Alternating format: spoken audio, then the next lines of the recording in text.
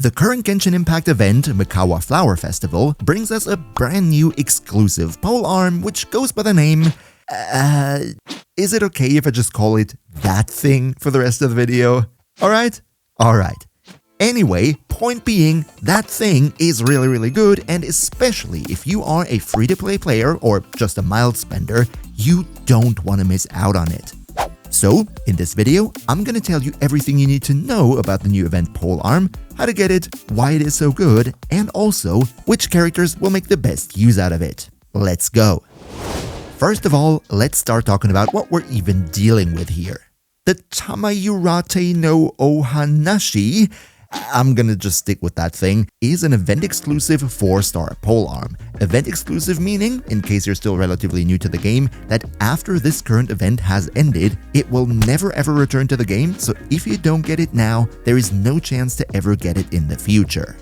When it comes to the base stats, the base attack is set to 565 at the maximum rank of 90, with the secondary attribute being a 30.6% energy recharge. Just by the way, these are exactly the same stats that also the Favonius Lance has. However, what's a bit more interesting here would be the effect, which makes it that you get an attack as well as a movement speed boost when you use an elemental skill. The movement speed boost is set to 10% and the attack buff is a whopping 40% at refinement rank 5. That is relatively high and almost as much as a second attack percent sans. Now, just in case you're a bit newer to the game, the reason why I'm talking about refinement rank 5 here is that for every Genshin Impact event weapon, you get not only the event exclusive weapon itself from the event, but also all the materials that you need to ascend it all the way to R5, meaning for those event exclusive weapons, it is to be expected to have them at their maximum refinement. Now, let's quickly also talk about ascending it from level 0 to level 90. These right here are the resources that you need in order to do that, but keep in mind, just like with any other event-specific weapon, if you ascend it while the event is still going on, then the whole process is going to cost you less compared to if you're doing it after the event has ended. But now that we know what this new weapon is and where you can get it from, let's first of all compare it to some other polearms that serve a similar role which we already have in the game. Starting out with, admittedly, a bit of a silly comparison because it's a 5-star weapon, but the engulfing lightning is something I want to talk about here.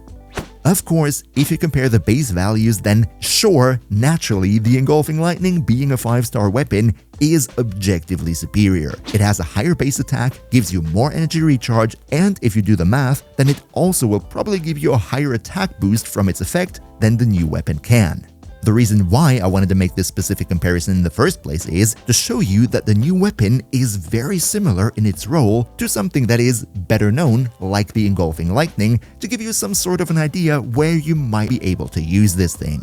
However, what's of course more realistic would be comparing this 4-star polearm to other 4-star polearms, and here I picked out the Favonius Lance, the Catch, the prototype Star Glitter, and the relatively new Mountain Bracing Bolt. So let's dive into that.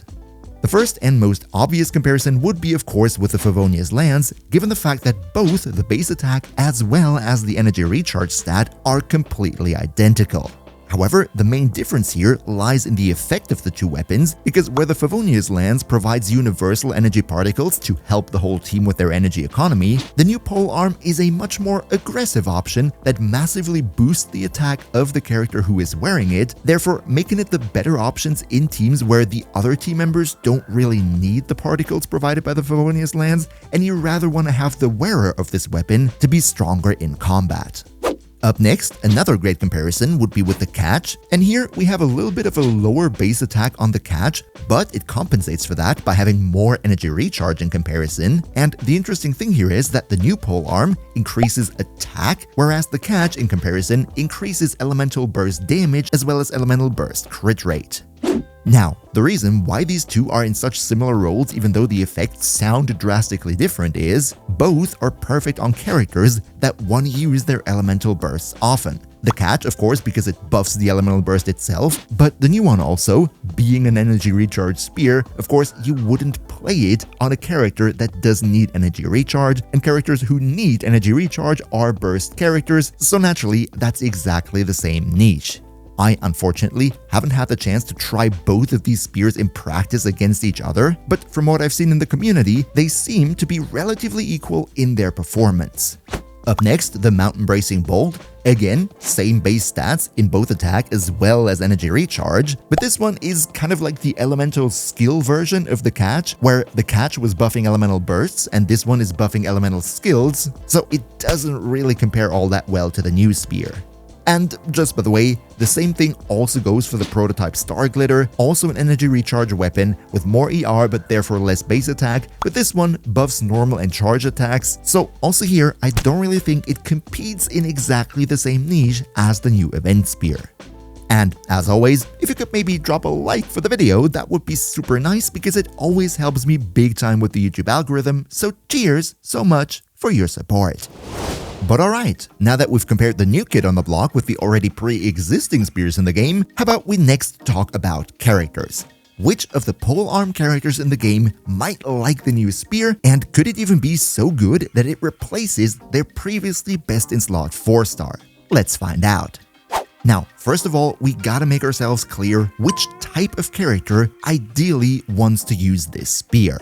As I previously said, this thing has energy recharge, therefore only characters who regularly use their burst even want to have it in the first place. And secondly, because it gives you a noticeable attack increase, it's also ideally used on attack scaling characters. So let's go through all polearm characters in the game and find out.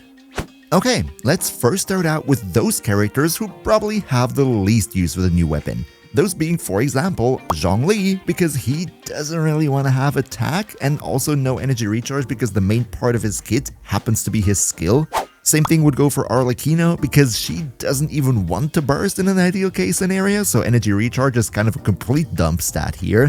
Hu Tao, another pyro on-fielder who at least can use her burst, but her main thing is still her elemental skills, so she doesn't gain all that much from the energy recharge. I wouldn't necessarily opt for the new polearm.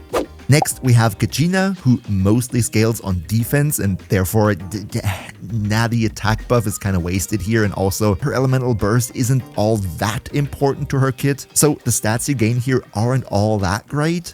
Xiao, I think it would be fine to use it on him, but the thing with Xiao, as with I think most on-field polearm characters is, if you have a 5-star on-field character, then I expect most players sooner or later will at least get some 5-star weapon that happens to be better than most 4-star options, even if it's not their best in slot. So 4-star weapons like this tend to be usually just a temporary solution. Yunjin, similar story as other characters before. Yes, the main part of her kit would be her burst, so energy recharge does help, but the buffs that she provides scale with defense and not with her attack, so it's definitely not the best option. Candice, same situation. Yes, she wants the burst, but she scales on her maximum HP, not on attack, so don't use it on her. Chevreuse, even worse, because not only does her heal scale with her HP, but also it's her skill that is the main part of her kit, not her burst, so basically everything the new polearm provides is wasted on her. Same thing goes for Yao Yao and Mika. Both of them don't really care about attack and rather want to have maximum HP, although I should say it's a little bit funny because both of them can also increase movement speed, the same way that the new polearm can increase movement speed, so if you want to go for the funnies, you might just give it a shot for a while. And finally, for the characters who don't get all too much out of this spear, let's also talk about Thoma. Yes, some people like to play an attack Thoma, and in that case, I think it's fine, but in most cases, he also rather has different options. Now, to be fair, these were quite a lot of characters that I mentioned who don't really like this new polearm in the first place. So you might be wondering, why was I so excited about it in the first place? Well, let's now talk about the characters who can make much more use out of it. Starting out with a duo that I want to talk about, those being Raiden Shogun as well as Xiangling. Now, Raiden and Xiangling are both old units, so I don't think I need to explain all too much about their kit. Xiangling is a very great pyro off-field damage dealer, very universal, tons of teams that she works well in, but her main problem is always energy recharge because she needs a ton of it. And then on the other side, we have Raiden Shogun, who basically scales on energy recharge. It's her entire thing, so to speak, which means both characters have traditionally liked having similar weapons. The best in slot 4-star polearm for both for a long time has been the catch, but the problem with this is, because of the fact that the catch is acquired by fishing, you can only have one catch on your account, so you can't give the catch to both of them. With the new polearm in the mix though, which also performs relatively similar, that is a great option if you like to play Raiden together with Xiangling, because then you can give one of them to Raiden and the other one to Xiangling, equipping both with an excellent 4-star. Another, I think, great character who could make use out of this would be Shenhe. She also really wants to burst every rotation to give the cryo buff to cryo teams, and this buff just so happens to be based on her overall attack. So a new polearm that helps with energy recharge plus provides a lot of attack bonus, Shenhe will definitely like this. Same thing, by the way, also goes for Rosaria. More attack means she will deal more sub-DPS damage, and because she is very burst reliant, she also likes to have that energy recharge. So just in case you currently have her on Favonius lands in a team that doesn't really need the additional energy recharge, you might want to think about giving her the new weapon and therefore increase the overall team's damage by a little bit. And finally, I also want to talk about Emilie.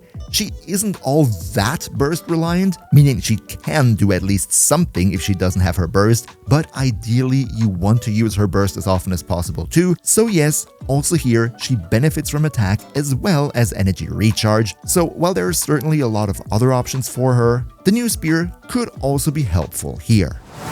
And just by the way, if you're still unsure who to pull on the current banners, then don't miss out on this video right here. I hope to see you all in the next one, and until then, as always, travel smart.